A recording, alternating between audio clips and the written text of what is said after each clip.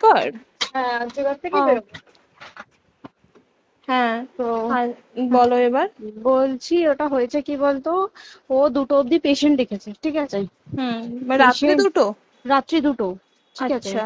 2টো অব্দি পেশেন্ট ডেকেছে, দেখে রুমে এসে অনলাইনে অর্ডার করে 4জন বন্ধু মিলে খেয়েছে, ডিনার হুম করেছে। হুম করে ও খুব টায়ার্ড ছিল, যেহেতু 36 ঘন্টা ডিউটি ছিল, হুম টায়ার্ড ছিল। ও কি করেছে, ওই সেমিনার রুমে গিয়ে হুম শুয়ে পড়েছে একটা রেড কালারের ব্ল্যাঙ্কেট ঢাকা দিয়ে। হুম। কিন্তু তারপরে মানে সেমিনার রুমে এমনি কি তোমাদের ওরকম সেমিনার রুমে টুমে ঘুমানো হয়? মানে আমি যদিও কোনো আইডিয়া নেই, ওই জন্য জিজ্ঞেস করছি। না, এবার একটা রেসিডেন্টের ডক্টর রুমস থাকেই, আচ্ছা। বুঝতে পেরেছিস, তারপরেও সেমিনার থাকে। এবার হুম। সেমিনারে একটা বেড থাকে, আর আচ্ছা ডক্টরস রুমে 2টো 3টে যেরকম বড় ঘর হবে সেরকম বেড পাতা থাকে। আচ্ছা আচ্ছা। মেনলি ডক্টরস রুমে শোয়ার কথা, ঠিক আছে। হুম হয়েছিল কি, ওকে বডিটা পাওয়া গেছে সেমিনার রুমে, হুম কিন্তু ঘুমাচ্ছিল ডক্টরস রুমে। যে হুম রুমটা তোর এখন ভাঙা হয়েছে, দেখেছিস রুমটা ভেঙেছে, হুম হুম হুম হুম, একটা ভিডিও ঠিক দেখছিলাম। বাথরুমের পাশেই, হুম ঠিক আছে, মানে বাথরুমটাকে অজুহাত দিয়ে হুম ওই রুমের দেয়ালটা ভেঙে দিয়েছে। অ্যাকচুয়াল কাণ্ডটা ঘটেছে তোর ইয়েতে, ওই রুমটার ভেতরে, ডক্টর রুমে? ডক্টরস রুমে। ডক্টরস রুমেটা ঘটনাটা ঘটেছে, ওই বডিটাকে তো ডক্টর ধস্তাধস্তি। রুমে ওই দিন আর কেউ ছিল না, খালি মানে অনলি ওই দিদিটাই ঘুমাচ্ছিল? হ্যাঁ, এবার তোকে আমি বলি, অন কলে নিশ্চয়ই একজন থাকবে না, ওরা হুম জুনিয়র সিনিয়র মিলিয়ে থাকে, এমনকি থার্ড ইয়ার একজন থাকবে, সেকেন্ড ইয়ার একজন থাকবে, হুম প্লাস ফার্স্ট ইয়ারের ইন্টার্নশিপরা যারা থাকে তারা ইন্টার্নরা থাকে। হুম আর চেস্ট এমন একটা ওয়ার্ড হচ্ছে, কোভিড এর পর থেকে প্রায় হামেশাই সবার শ্বাসকষ্ট হচ্ছে, মানে আসছে মানেই শ্বাসকষ্ট হচ্ছে। হুম আর চেস্ট ওয়ার্ড আর চেস্ট মেডিসিন দুটোই হুম পাশাপাশি ওয়ার্ড, হুম ঠিক আছে। হুম। তো কেউ কি শুনতে পায়নি? কেউ শুনতে পায়নি। হ্যাঁ, ওটাই তো আমি ওই দিনকে ওটাই ভাবছিলাম এবার যে। দেখ, ধস্তাধস্তি করাতে একটা নিশ্চয়ই চিৎকার হয়, একটা ভাইলেন্ট হয়, হুম হুম বুঝতে পেরেছিস। হুম তারপরে আবার কি, যে 4জন ওর সাথে খেয়েছে তারা কোথায়, তারা কেন মিডিয়ার সামনে আসছে না? হুম। তাই ঠিকই তো, তো। তারা কেন আসছে না? তোমার ওই এক- দিন ডিউটি ছিল না রাতে? ওই দিনকে আমি নাইটে ডিউটি করছিলাম। আচ্ছা। আমি নাইটে ডিউটি করে এসেছি, আমার লাস্ট নাইট ছিল। তো আমার হুম তো 3 দিন নাইট থাকে, তিন হুম দিন নাইট থাকার পর লাস্ট নাইট ছিল, লাস্ট নাইটের পর বুধবার আমার লাস্ট নাইট, বুধবার রাতে ঘটনাটা ঘটেছে। হুম আমি বাড়িতে এসেছি, রীতিমতো বাড়িতে এসে শুয়ে পড়েছি। 3টের সময় আমার কাছে ফোন এসছে যে সবাইকে ডেকে পাঠিয়েছে, ইমিডিয়েট আয়। হুম। তখন গিয়ে দেখি আরজি করে এই অবস্থা, পুরো গোটা হাসপাতালকে ডেকে পাঠিয়েছিল। গিয়ে দেখি পুলিশ ছয়লা, মানে, আর ওকে যেভাবে, আমি তো বডিটা দেখেছি রে, মানে আমাদের হুম এখনো পর্যন্ত চোখ থেকে নামছে না। রীতিমতো মনে হচ্ছে মেয়েটা যেন আমাদের পাশে পাশে ঘুরছে, হুম একদম হুম হুম এরকম, মানে মানে অদৃশ্যমান, মানে আমরা এরকম ভাবতে পারছি না যে এরকম ভূত হুম থাকে বা একটা স্পিরিট থাকে বা কিছু। এখন আমরা বুঝতে পারছি না ওর আত্মাটা এখনো ঘুরছে আমাদের আশেপাশে। দেখ, ওর আমার তলাটায় না, কিন্তু ওর থেকে ও থাকে 4তলায়, 4তলায় ঘটনাটা ঘটেছে, ঠিক 2টো ফ্লোর নিচেই আমি থাকি, আমার আচ্ছা। রুমটা, ঠিক আছে। কিন্তু তাও আতঙ্কে আমরা মানে একদম স্তব্ধ হয়ে গেছে আরজিকরটা। কিন্তু ব্যাপারটা হচ্ছে, তাহলে ডক্টর রুম থেকে ওকে সেমিনার রুমে নিয়ে যাওয়া হয়েছে? হ্যাঁ, অবশ্যই নিয়ে যাওয়া হয়েছে।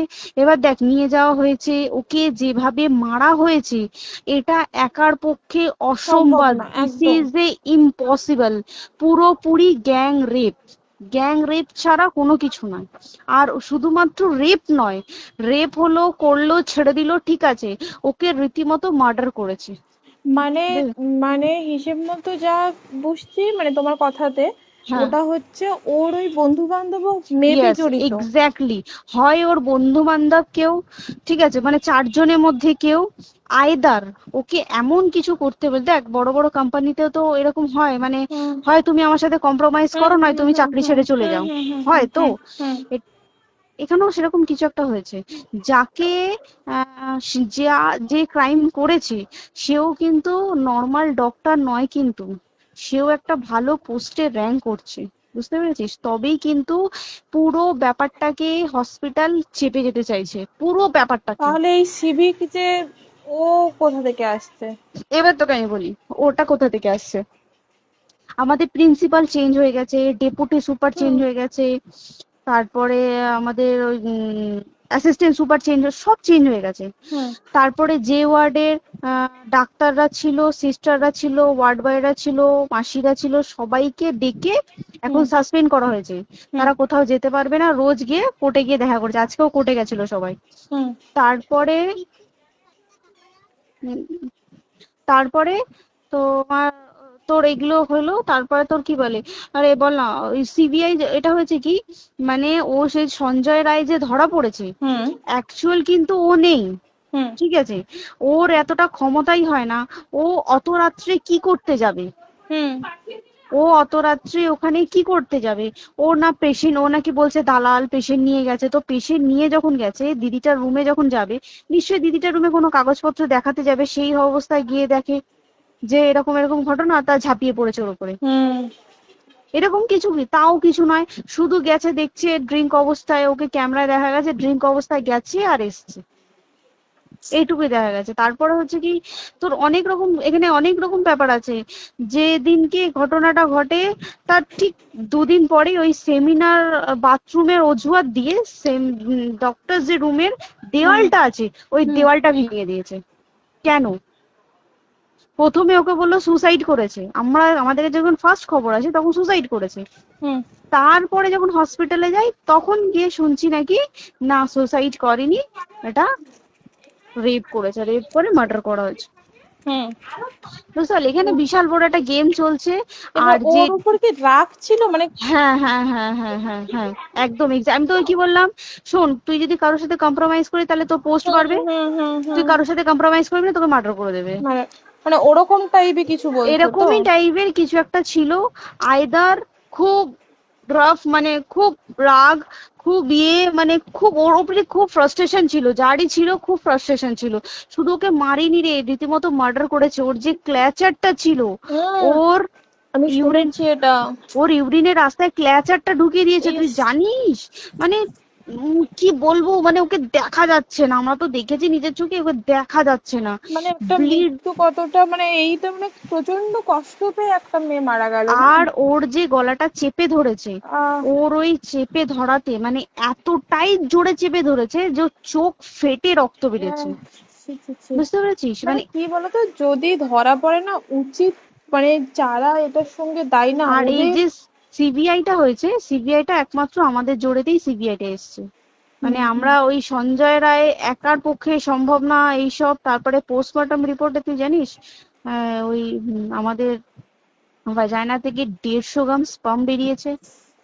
ইস, পোস্টমর্টম রিপোর্ট, 150 গ্রাম স্পাম, মানে বুঝতে পারছিস? Hmm not a calculated, minimum, minimum কম করে 6 থেকে 7 জন করেছে ওকে রেপ।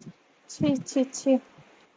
ওই জন্যই তো আমরা এতটা বেশি ভাইলেন্ট হয়ে গেছি, বুঝতে পেরেছিস? আর তারপর আমাদের, দেখো, একটা মেয়ে তার কাজের জায়গাতেই ছিল, এমনটা নয় যে রাস্তাঘাটে কোনো বিপদ, ও তার কাজের আরে জায়গাতেই সেফ নয়। শোন, দেখ বড় বড় কোম্পানিতে কি হয়, রুমের ভেতরে এগুলো হয়, মানে ধর রুমের ভেতরে হলো, যেমন কল সেন্টারে হয়, নাইট হুম শিফটে হুম হয়, হুম হুম। এইগুলো একসেপ্টেবল।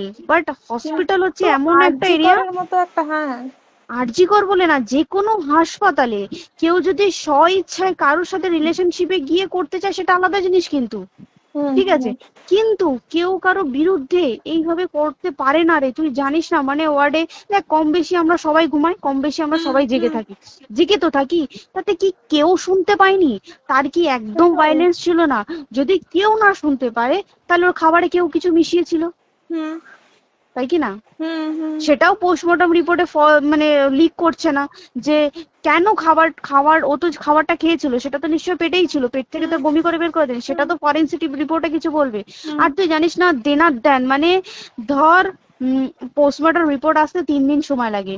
হুম ও যেদিনকে মরেছে ঠিক তার পরের দিনকে বিকালবেলা পোস্টমর্টম রিপোর্ট বার করে দিয়েছে, মানে বডি বার করো আর পোড়াও, হুম 10 সেকেন্ডের মধ্যে ওর বাড়িতে নিয়ে গেছে, তারপরে বডি পুড়িয়ে দিয়েছে। মানে কি বলবো, হসপিটাল, মমতা ব্যানার্জি, সবাই মানে তৃণমূল প্রত্যেক সবাই হুম এটাকে পুরোটাই, কেসটাকে চাপা দিতে চাইছে, পুরোটা পুরোটা। তবে তুই ভাব, যে মানুষটাকে এত ক্ষতবিক্ষত ভাবে মেরেছে, তাকে অভিষেক ব্যানার, রেপ কি কলকাতায় প্রথম হলো? নয়, হুম বিভিন্ন জায়গায় বিভিন্ন ভাবে রেপ হয়েছে, হুম ধরা পড়েছে। ফাঁসি হ্যাঁ। হয়েছে কি হুম। জেল হয়েছে। হুম। অভিষেক বন্দ্যোপাধ্যায় কেন বললো জাস্ট ইট তোর কি বলে এনকাউন্টার করতে? মানে কি সঞ্জয়কে যদি এনকাউন্টার করে পুরো কেসটা চাপা পড়ে পুরো যাবে, কেসটা চাপা পড়ে যাবে একদম। স্টুডেন্টরা ঠান্ডা হয়ে যাবে, হুম হুম। আর আমরা সেটা মানবো না, আমরা সেটা হতেই দেব না। তাতে যদি চাকরি মানে আরজিকরটাকে সিল করতে হয় তাতেও আমরা রাজি আছি, সিল করে দেওয়া হোক আরজিকর, সিল করে দেবে মনে হচ্ছে যদি ঠিকঠাক ভাবে। এবার ওই জন্য আমাদের দাবিতে সিবিআই এসছে। এবার তুই একটা কথা বল, যখন দেখতে পাচ্ছে মমতা ব্যানার্জি যে কলকাতা পুলিশ আমাদের জন্য কিছু করতে পারছে না, আমরা কিছু মানতে পারছি না, 7 দিন ধরে বার করতে পারছে না, হুম। তাহলে সেটা 2-3 দিনের মধ্যে কেন হ্যান্ড ওভার করে দিল না? হুম। তাই তো। তাই কি না? তারপরে দেখ পিডব্লিউডি একটা লো পোস্টের মানুষ, মানে যারা ভাঙচুর করে, মানে সিমেন্টের যারা কাজ করে তাদেরকে হুম। পিডব্লিউডি বলে। হুম। এবার পিডব্লিউডির নিশ্চয়ই হায়ার অথরিটি থেকে অর্ডার এসছে তবেই ওরা গিয়ে ভেঙেছে। ওরা হুম। নিশ্চয়ই পাগল নয় দুম করে গিয়ে কোনো গভর্নমেন্ট প্রপার্টি ভেঙে দেবে। হুম। অর্ডারটা কে পাস করলো যে এখনই চেস্ট ওয়ার্ডটাকে ভাঙতে হলো? সিবিআই আসা পর্যন্ত অপেক্ষা করতে পারতো। কারণ আজকে অত বড় বিক্ষোভ হবার কারণ কি হচ্ছে? একটাই কারণ, যে মেয়েটি মারা গেছে ঠিক আছে, কিন্তু তাকে এত বেশি মলেস্ট করে, এত বেশি রেপ করে বা বেশি ওকে মেরেছে, তার কি কোনো প্রতিবাদ নেই? তুই কোথায় সেফ পাবি তুই আমাকে বল? তুই ধর চাকরি ছেড়ে আজকের সরকারি চাকরি ছেড়ে তুই প্রাইভেটে যাই, প্রাইভেটেও তো তাই একই কোথাও না, অবস্থা, একদম একদম। প্রাইভেটেও একই অবস্থা। তুই কোনো চায়ের দোকান খুলে বসবি, অনারশিপে তুই বসলেও তাও এসে তো হাজার ছেলেরা থাকে, হুম। হাজার ছেলেরা টিজ করে, তুই কোথায় কি করবি? তাহলে আমাদের সেফটি কোথায়? আমাদের মুখ্যমন্ত্রী মমতা ব্যানার্জি সে একটা লেডি হয়ে তাহলে আমাদের কি সেফটি দিয়েছে? আমাদের কি লক্ষ্মী ভান্ডার দিলে this is a problem solve? পুরো মাসের আমাদের কি সব খরচা চলে যায় লক্ষ্মী ভান্ডারে?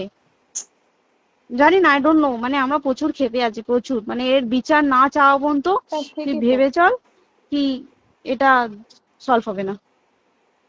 আমরা মানে বিচার আমি নিয়ে আমি কথা বলবো। 2 দিন ধরেই ভাবছিলাম তোমাকে ফোন করবো, কিন্তু মানে এটা ওটাতে হয়ে উঠছে না। আর তোমাকে তো হুম। আমি ওই দিন রাতেই হোয়াটসঅ্যাপ করলাম না। হ্যাঁ হ্যাঁ এবার হ্যাঁ তখনই না আমি ব্যাপারটা অতটা বুঝতে পারিনি, আর আমার তার পরের দিনই ভোরবেলা ডিউটি। তা হ্যাঁ। আমি খুব তারপর সাবধানে থাকিস রে, আর খুব বলো না, সাবধানে না না। থাকিস। হ্যাঁ তাই তো, এখন মানে আর তোমরাও সাবধানে থাকো সবাই। কি বলবো বল, কিছু বলার নেই। দেখ আমাদের মধ্যবিত্ত মানুষরা আমাদের চাকরি করে খেতেই হবে, সোজা কথা। একদম একদম। তাই কিনা বল? বাবার এত হুম। পুঁজি নেই যে বসে অত, বসে খাবো, ঠিক আর আছে? সেই মেন্টালিটিও নেই। পুঁজি হ্যাঁ যদিও থাকে, মেন্টালিটিও নেই হ্যাঁ যে এবার বাবার তুই, পুঁজিতে খাবে। এবার একটা কথা তুই বল, চাকরিটা কোথায় গিয়ে করবো তুই একটা বল? কোন সেটাই। স্টেটে গিয়ে চাকরি করবো তুই আমাকে বল? ওই যেমন, মানে এটা হয়তো আমার মা যেমন বাড়িতে থেকে 7টার মধ্যে ঢুকে যাও, দিদিকে তো ধরো অনেক রাত অব্দি 9টা, 9:30, 10টা অব্দি ল্যাবে থাকতেই হয় না। এবার তুই কি করবি কি বল, কি করবে করবি? বলো তো, এখন কিছু নেই। করার আছে? দেখ ল্যাবেও তো সব ছেলেরা আছে, ছেলে হ্যাঁ আছে মেয়ে আছে। তুই একদম। কাকে বারণ করবি, তুই কাকে বিশ্বাস করবি তুই বল? তুই ধর কলিগদের সাথে খেতে বসেছিস, ঠিক আছে, তোর টিফিনটা যদি কেউ চাইলো তুই তাকে না দিয়ে পারবি? না একদমই, আর কার মনে যে কি আছে সেটাই তো কি খুব বলবি সমস্যা। বল? এবার তুই বল খাবারটা যে খাবি, তোর টিফিন কেউ চাইলো বা তোকে যদি কেউ বললো কে একটু একটু খা, যেমন আমরা শেয়ারে হয় স্কুলে হ্যাঁ যেটা আমাদের আমাদেরও শিখে হয়, এসেছি, যেটা হ্যাঁ স্বাভাবিক, এটা সবারই এটা তো হয়। স্বাভাবিক। তুই বল তাতে যদি এরকম অবস্থা হয় তাহলে কি করবে মানুষ তুই আমাকে বল? আজকেও তো তাই আমাদের দেখ না, 11টা থেকে আমাদের তোর ক্যান্ডেল দিয়ে হোয়াইট ড্রেস হুম। পরে সব শ্যামবাজারে একতা হবে। এখন আবার বৃষ্টি শুরু হয়েছে, কে জানে বৃষ্টি, কি প্রচুর বৃষ্টি শুরু হলো। কি হুম। হবে জানি না আমি। ঠিক আছে গো, টাটা। হ্যাঁ হুম চল টাটা। হুম হুম হুম। হুম হুম।